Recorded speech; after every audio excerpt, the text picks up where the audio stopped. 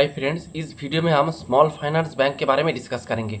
अगर आप देखेंगे मोटा मोटी ऑलमोस्ट सभी स्मॉल फाइनेंस बैंक का Q1 FY26 का अपडेट आ चुका है। तो हम इस वीडियो में हर एक जो स्मॉल फाइनेंस बैंक है उसका अपडेट के बारे में डिस्कस करेंगे। उसका मैनेजमेंट जो गाइडेंस दिया था अगले क्वार्टर में FY27 के लिए वो भी हम डिस्कस करेंगे। और कौन कौन सा पैरामीटर आपको देखना है स्मॉल फाइनेंस बैंक में, ये भी हम डिस्कस करेंगे। तो इस वीडियो में हम स्मॉल फाइनेंस बैंक को डिस्कस करेंगे और देखेंगे कौन सा जो बैंक है, स्मॉल फाइनेंस बैंक है, वो बेहतर कर रहा है। तो चलिए वीडियो को स्टार्ट करते हैं। फर्स्ट ऑफ ऑल हम इसका थोड़ा इंडस्ट्री लेवल पे बात करेंगे। अगर आप देखेंगे स्मॉल फाइनेंस बैंक पहले अगर आप 3-4 साल पहले जाएंगे या फिर 2-3 साल पहले जाएंगे तो जो हर एक स्मॉल फाइनेंस बैंक था उसका अगर आप देखेंगे जो आपका सिक्योर वाले पार्ट का जो परसेंटेज था वो थोड़ा कम था और उसके बदले में अनसिक्योर वाला पार्ट का परसेंटेज ज़्यादा था। किसी किसी बैंक पे तो 70% 60% तक आपका अनसिक्योर वाले पार्ट बुक था और सिक्योर वाले बुक था 30-40% का था। लेकिन इसमें एक ड्रामेटिकली एक चेंजेस आया है। क्या चेंजेस आया है आप देखेंगे। जो अब अगर आपके बुक में अनसिक्योर वाला पार्ट रहेगा तो आपका बुक हमेशा वोलाटाइल रहेगा। जब आपका माइक्रो फाइनेंस का जब साइकिल चलेगा, अप साइकिल चलेगा, तब बहुत अच्छा है, आपको ज़्यादा मील्ड मिलेगा, आपका प्रॉफिटेबिलिटी रैपिड वे में बढ़ता रहेगा। लेकिन जब माइक्रो फाइनेंस का जब डाउन साइकिल आएगा तब दिक्कत होता है। तो आपका जो बैंक है, आपका जो आपका जो बैलेंस शीट है वो थोड़ा वोलाटाइल हो जाते हैं। इसीलिए ऑलमोस्ट हर एक स्मॉल फाइनेंस बैंक आप ट्राई कर रहा है अपना जो अनसिक्योर वाले पार्ट है उसका नंबर को धीरे धीरे घटाना है। यानी कि आपका जो अनसिक्योर वाले पार्ट का जो शेयर है उसको थोड़ा थोड़ा ये लोग घटा रहा है और उसके बदले में अपना जो नॉन वोलाटाइल सिक्योर वाले बुक का परसेंटेज बढ़ा रहा है। सिक्योर वाले पार्ट का अगर आपका परसेंटेज बढ़ जाएगा तो आपका बुक में वोलाटाइल कम हो जाएगा, ये बात सही है। लेकिन इसमें एक दिक्कत भी है। क्या दिक्कत है? आपका जो सिक्योर बुक है उसमें आपको जो यील्ड मिलता है वो थोड़ा कम मिलता है। लेकिन अगर आप अनसिक्योर वाले बुक में जाएंगे तो उसमें आपको ज़्यादा यील्ड मिलता है। जैसे अगर आप देखेंगे, अगर आप एक रिटेल सेगमेंट में काम करेंगे यानी सिक्योर वाले बुक में काम करेंगे तो आपको मोटा मोटी 14-15% का यील्ड मिलेगा। अगर आप अनसिक्योर वाले पार्ट में काम करेंगे तो आपका जो यील्ड मिलेगा वो थोड़ा ज़्यादा मिलेगा। मोटा मोटी 20% तक आपको यील्ड मिलता है सिर्फ माइक्रो फाइनेंस वाले सेगमेंट में आपको 18 से 20% का यील्ड मिलता है। तो अगर आपका बुक में अनसिक्योर वाला पार्ट का कम हो रहा है तो आपका नीम भी इफेक्ट हो सकता है। और अगर आप हर एक स्मॉल फाइनेंस बैंक को देखेंगे, क्लोजली ट्रैक करेंगे तो देखेंगे उसका नीम धीरे धीरे घट रहा है। किसी का 8-9% का नीम था वो अभी 6% 7% में आ रहा है। किसी ने गाइडेंस दे रहा है, जैसे इक्विटास गाइडेंस दे रहा है कि हम अपने नीम को 7% के ऊपर लेके नहीं जा सकते हैं। कोई गाइडेंस दे रहा है अगले 2 साल में हम 8% में पहुंच जाएंगे। तो इस तरह का गाइडेंस चल रहा है कि आपका नीम थोड़ा इफेक्ट हो रहा है और ये इफेक्ट होगा भी क्योंकि आपका बुक में अनसिक्योर वाला पार्ट यानी हाई यील्डिंग वाला पार्ट कम हो रहा है। इसका रिपरकशन आपको नीम पे आएगा। तो ये एक बात है। तो ये मोटा मोटी इंडस्ट्री लेवल पे बात हो गया। उसके साथ और एक बात है कि आप देखेंगे जो इसका जो माइक्रो फाइनेंस यानी जो अनसिक्योर वाले पर जो पार्ट है उसमें पहले वो लोग जॉइंट लेंडिंग ग्रुप यानी कोई एक जगह पे आपको गांव के औरतों को लेके आते हैं, फिर उसको लोन बांटते हैं। इसे कहते हैं आपका जॉइंट लेंडिंग ग्रुप। और जॉइंट लेंडिंग ग्रुप का पहले जॉइंट लेंडिंग ग्रुप के थ्रू आपका उस अनसिक्योर वाले लेंडिंग वगैरह होता था। लेकिन अब सिचुएशन थोड़ा चेंज हो गया है। अब जो जॉइंट लेंडिंग ग्रुप है उसका परसेंटेज घट रहा है और उसके मामले में आपका जैसे इंडिविजुअल लोन दे रहा है, फिर आपका माइक्रो बैंकिंग लोन दे रहा है, जैसे आपका उत्कर्ष दे रहा है, फिर आप कोई विकास लोन वगैरह दे रहा है। तो ये भी है। फिर कोई आपका माइक्रो मॉर्गेज लोन दे रहा है। तो इस तरह का प्रोडक्ट आ रहा है। तो इसका जो मेन जो बात है कि आप जॉइंट लेंडिंग ग्रुप का धीरे धीरे परसेंटेज कम रहा है। अगले आने वाले 1-2 साल में जॉइंट लेंडिंग ग्रुप करके कुछ रहेगा भी नहीं। पूरा जो आ जाएगा इंडिविजुअल लोन और माइक्रो बिजनेस लोन के ऊपर पूरा सेगमेंट आ जाएगा।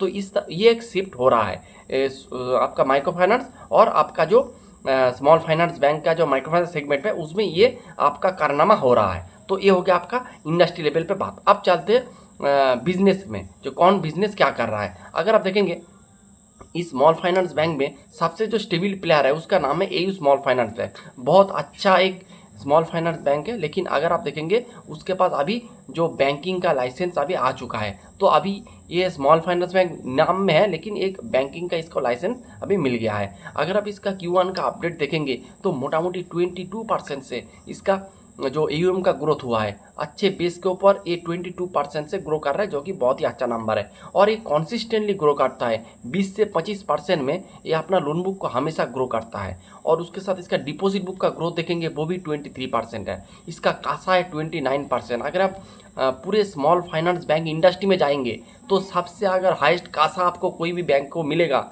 वो आपका AU स्मॉल फाइनेंस बैंक को मिलेगा। और इसका माइक्रो फाइनेंस का जो बुक है उसका बुक का परसेंटेज है 8 से 10%, यानी इसका माइक्रो फाइनेंस का जो एक्सपोजर है वो बहुत ही कम है, इसीलिए इसको वोलाटिलिटी थोड़ा कम होता है। ये आपका ऑल सीजन वाला एक बेट है, तो बहुत ही अच्छा एक कंपनी है, आप इसे देख सकते हैं। उसके बाद हम डिस्कस करेंगे उज्जीवन स्मॉल फाइनेंस बैंक के बारे में। उज्जीवन स्मॉल फाइनेंस बैंक ये भी एक बहुत ही अच्छा एक स्मॉल फाइनेंस बैंक है। इसका भी Q1 का अपडेट आया है। Q1 में इसका लोन बुक ऑलमोस्ट 29% से ग्रो किया है और इसका डिपॉजिट बुक 25% से ग्रो किया है। और इसका कासा देखेंगे, इसका कासा भी इम्प्रूव हुआ है। 24 था Q1 ऑफ FY26 में, अभी 26 है। कासा का मतलब होता है आपका जो करंट अकाउंट सेविंग अकाउंट वाला जो डिपॉजिट, यानी आपका बैंक में जो लो इंटरेस्ट देने वाला जो आपका जो पैसा होता है, यानी जो से सस्ता पैसा कहते हैं बैंक के पास जो रहता है, उसे कहते हैं आपका कासा। तो जिसके पास जितना कासा रहेगा उतना ही बेहतर है। अगर आप बैंक में देखेंगे तो हर एक बैंक को मोटा मोटी 40% का, मोटा मोटी 35 से 40% के बीच आपको कासा रहता है। और बैंक के मामले में अगर आप देखेंगे जो IDFC फर्स्ट बैंक है उसका कासा का परसेंटेज है 50%, यानी उसे सस्ता पैसा बैंक से बहुत अच्छे से मिल जाते हैं। तो उसे बाहर से high yielding high interest rate charge करके पैसा कम बोरो करना पड़ता है, तो एक अच्छी बात है। तो उज्जीवन भी बहुत अच्छे से ग्रो कर रहा है। उसका भी अगर आप सिक्योर और अनसिक्योर वाले पार्ट को देखेंगे वो 50% है, 50-50 है। लेकिन पहले अगर आप देखेंगे 60-70% था उसका अनसिक्योर वाले बुक का परसेंटेज। तो ये बात है। और मैनेजमेंट का गाइडेंस है कि हम मोटा मोटी 20% से अपना लोन बुक को अगले आने वाले फ्यूचर में ग्रो करते रहेंगे। तो मैनेजमेंट का जो गाइडेंस है उसके अनुसार ही ये परफॉर्मेंस भी कर रहा है। बहुत ही अच्छा एक बिजनेस है, आप देख सकते हैं। उसके बाद हम इक्विटा स्मॉल फाइनेंस बैंक के बारे में डिस्कस करेंगे। उसका भी लोन बुक 26% से ग्रो किया है अकॉर्डिंग टू Q1 FY27 का बिजनेस अपडेट। और इसका डिसबर्समेंट आप देखेंगे तो 93% से ग्रो किया, यानी बढ़िया नंबर। फिर इसका डिपॉजिट बुक 10% से ग्रो किया है। कासा थोड़ा डिप हुआ है, 29% था, अभी 25% हो चुका है। तो कासा का जो नंबर है थोड़ा डिप हुआ है, ये आप जब कॉन कॉल वगैरह होंगे तब देखना पड़ेगा।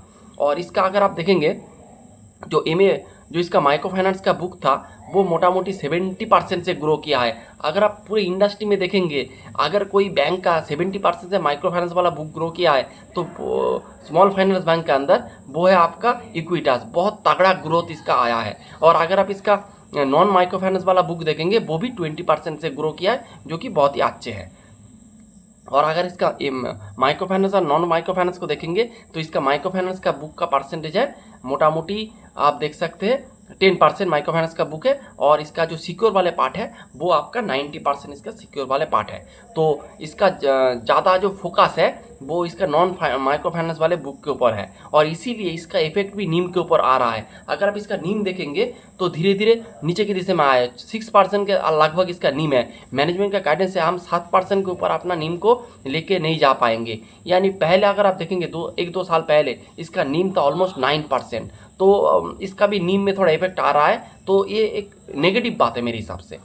तो उसके बाद इसका गाइडेंस मोटा मोटी मैनेजमेंट ने 15% लोन बुक ग्रोथ का गाइडेंस दिया है, तो एक बात है। फिर हम डिस्कस करेंगे ईसैप स्मॉल फाइनेंस बैंक के बारे में। ये भी एक बहुत ही अच्छा स्मॉल फाइनेंस बैंक है, इसको भी आप देख सकते हैं। इसका भी अगर आप देखेंगे लोन बुक 27% से ग्रो किया है, और इसका MFI वाला बुक 16% से ग्रो किया है। और इसका रिटेल वाला बुक जैसे MSME है, एग्री है, रिटेल है, इस तरह का गोल्ड है, ये जो आपका जो सिक्योर वाला आप जो पार्ट है रिटेल बुक वो 35% से ग्रो किया है। तो इसका माइक्रो फाइनेंस बुक भी ग्रो कर रहा है, उसके साथ इसका नॉन माइक्रो फाइनेंस वाला बुक भी बहुत अच्छे लेवल से ग्रो कर रहा है, जो कि बहुत ही अच्छी बात है। फिर इसका डिपॉजिट 19% से ग्रो किया है, डिसबर्समेंट 9% से किया है, कासा मोटा मोटी स्टेबल है 24% में। और अगर आप इसका सिक्योर और अनसिक्योर वाले पार्ट को देखेंगे तो इसका सिक्योर वाले पार्ट का परसेंटेज 62 और अनसिक्योर वाले पार्ट का परसेंटेज है 78%। मैनेजमेंट का गाइडेंस है कि ये लोग मोटा मोटी FI27 में जो इसका सिक्योर वाले बुक जो 62% है उसको इसको लेके चला जाएंगे 70% में। तो एक बात है। और इसका नीम मोटा मोटी 7 से 7.5% के बीच इसका नीम है। तो एक बात है। फिर हम डिस्कस करेंगे सूर्योदय स्मॉल फिनांस बैंक के बारे में। अगर आप सूर्योदय स्मॉल फिनांस बैंक को देखेंगे तो मेरे हिसाब से एक बहुत ही अच्छा एक स्मॉल फाइनेंस बैंक है। मेरे को बहुत ही अच्छा लगता है सूर्योदय स्मॉल फिनांस बैंक को। इसका रीज़न भी आप इस वीडियो में हम बताएंगे। फर्स्ट ऑफ ऑल इसका जो लोन बुक का ग्रोथ है वो 32% है। मैनेजमेंट का गाइडेंस था कि हम अपने लोन बुक को 30 से 35% के बीच ग्रो करेंगे। तो मैनेजमेंट जो कहा था उसके अनुसार परफॉर्म कर रहा है। उसके बाद इसका डिपॉजिट 30% से ग्रो किया है और डिसबर्समेंट भी इसका 30% से ग्रो किया है, यानी नंबर बहुत ही बढ़िया है। और उसके साथ देखेंगे इसका गाइडेंस था 30 से 35%। और अगर आप इसका नीम देखेंगे तो इसका नीम मोटा मोटी 7.5 से 8% के बीच इसका नीम चल रहा है। और मैनेजमेंट का गाइडेंस है कि हम इस नीम को 8 से 9% में लेकर चला जाएंगे। तो मेरे हिसाब से नीम के ऊपर किसी ने सबसे अच्छा गाइडेंस अगर किसी ने दिया है तो मेरे हिसाब से सूर्योदय स्मॉल फिनांस बैंक ने दिया है। अगर आप देखेंगे तो कोई भी स्मॉल फिनांस बैंक ने 8 to 9% का नीम का गाइडेंस नहीं दिया है। इन लोग सूर्योदय ने 8 से 9% नीम का गाइडेंस दिया है। मेरे हिसाब से बहुत ही अच्छा गाइडेंस है, आप इसे देख सकते हैं। और इसका आप ट्रैक करना पड़ेगा कि मैनेजमेंट तो बोल दिया है कि हम 8 से 9% का नीम करेंगे, लेकिन आपको ट्रैक करना होगा ये किस दिशा में जा रहा है। अगर ये उस दिशा में जाएंगे तो मेरे हिसाब से बहुत ही अच्छा होगा। और इसका अगर आप प्राइस टू बुक वैल्यू देखेंगे वो भी 1 से नीचे है, तो वैल्यूएशन वाइज बहुत ही सस्ता है। गाइडेंस भी सबसे बढ़िया है आपका। अगर स्मॉल फाइनेंस सेगमेंट को देखेंगे सबसे तगड़ा गाइडेंस 30 से 35% सिर्फ आपका सूर्योदय स्मॉल फिनांस बैंक का। इस सब का भी बहुत ही अच्छा है 25 से 30%, लेकिन सूर्योदय का भी बहुत अच्छे है। प्लस उसके साथ नीम का गाइडेंस मेरे को सबसे बढ़िया लगा है। तो एक बात है, सूर्योदय स्मॉल फिनांस बहुत ही अच्छे बैंक है, आप देख सकते हैं। फिर हम डिस्कस उसके साथ मैनेजमेंट ने कहा है उसका पैट हम डबल कर देंगे, यानी अगर आप FI26 में देखेंगे उसका पैट था ऑलमोस्ट 150 करोड़, 150 से 152 करोड़ का पैट था। मैनेजमेंट ने कहा हम इसे डबल कर देंगे, यानी उसका पैट मोटा मोटी 300 करोड़ आ जाएगा। तो मैनेजमेंट तो बता दिया है, लेकिन आपको ये ट्रैक करना पड़ेगा तो कौन सी दिशा में बिजनेस ग्रो कर रहा है। अगर सही दिशा में जाएगा तो आप इसमें अपना एड ऑन करते जाएंगे। अगर जो मैनेजमेंट जो कह रहा है उसके अनुसार परफॉर्म नहीं कर पा रहा है तो आप अपना स्टॉक को काट सकते हैं। तो यही बात है। फिर हम चलते हैं उत्कर्ष स्मॉल फाइनेंस बैंक का। उत्कर्ष स्मॉल फाइनेंस बैंक का अभी उसका अपडेट आया है। उसका जो लोन बुक का ग्रोथ 2% से हुआ है, जो कि मेरे को एकदम पसंद नहीं आया है। डिपॉजिट 2% से ग्रो किया है, डिसबर्समेंट 48% से ग्रो किया है। उसका कासा का बुक मोटा मोटी 22% में, मोटा मोटी 19% था Q1 ऑफ FI26 में। और इसका सिक्योर और अनसिक्योर वाले पार्ट का देखेंगे 50-50 है। पहले इसका सिक्योर वाले पार्ट था मोटा मोटी 40 से 45 के बीच, अब ये धीरे धीरे बढ़ रहा है। तो यानी ये भी ट्राई कर रहा है अपने बैंक में वोलेटिलिटी कम करने के लिए सिक्योर वाले पार्ट का परसेंटेज बढ़ाने का। और उसके साथ मैनेजमेंट का गाइडेंस था 25 से 30% के बीच हम अपना लोन बुक को ग्रो करेंगे। लेकिन उसके साथ मैनेजमेंट Q3 के जो कॉन्कॉल हुआ था उसमें भी बताए थे कि हम Q4 से अपना लोन बुक का ग्रोथ स्टार्ट हो जाएगा। लेकिन अगर आप Q4 का रिजल्ट देखेंगे उसमें भी इसका लोन बुक था माइनस में डिग्रो किया था, यानी डिग्रो किया था। फिर आपका Q1 में ओनली 2% से ग्रो किया है। तो ये जो मेरे को उतना अच्छा नहीं लगा है। अब देखते हैं कैसे क्या होता है। और इसके साथ और एक बात बताना पड़ेगा, इसका जो दो पार्ट है, एक आपका माइक्रो फाइनेंस वाले यानी अनसिक्योर बुक, और एक आपका रिटेल सेगमेंट है। और रिटेल सेगमेंट में vehicle loan, MSME loan, gold loan, इस तरह का लोन प्रोवाइड करते हैं। और अब इसका जो अनसिक्योर वाले बुक है यानी MFI सेगमेंट है, MFI सेगमेंट में इसका पहले ज़्यादा से ज़्यादा लोन ये लोग जॉइंट लेंडिंग ग्रुप में बांटता था। लेकिन अब ये जॉइंट लेंडिंग ग्रुप में अपना परसेंटेज घटा रहा है और उसके बदले में ये लोग अपना परसेंटेज बढ़ा रहा है। आपका जो माइक्रो बैंकिंग लोन करके है उसमें ये लोग अपना परसेंटेज बढ़ा रहा है। अगर आप देखेंगे पहले जो जॉइंट लेंडिंग ग्रुप का परसेंटेज था ऑलमोस्ट 70%, वो घट के आ चुका है 30%। और जो 30% था आपका जो business loan, micro business loan, उसका परसेंटेज बढ़ के हो चुका है 70%। तो यही बात है। उत्कर्ष का नंबर मेरे को उतना अच्छा नहीं लगा है, उसका लोन बुक का ग्रोथ अच्छा नहीं लगा है। उसका जो 25 से 30% का जो गाइडेंस था, देखते कैसे क्या करते, मैनेजमेंट का क्या गाइडेंस वगैरह है, क्या कमेंट्री है इसके ऊपर, ये भी हम देखेंगे जब पूरा फुल फ्लेज रिजल्ट आएंगे। उसके बाद हम अलग से एक एक स्टॉक को डिस्कस करेंगे। तो यही था आज का वीडियो।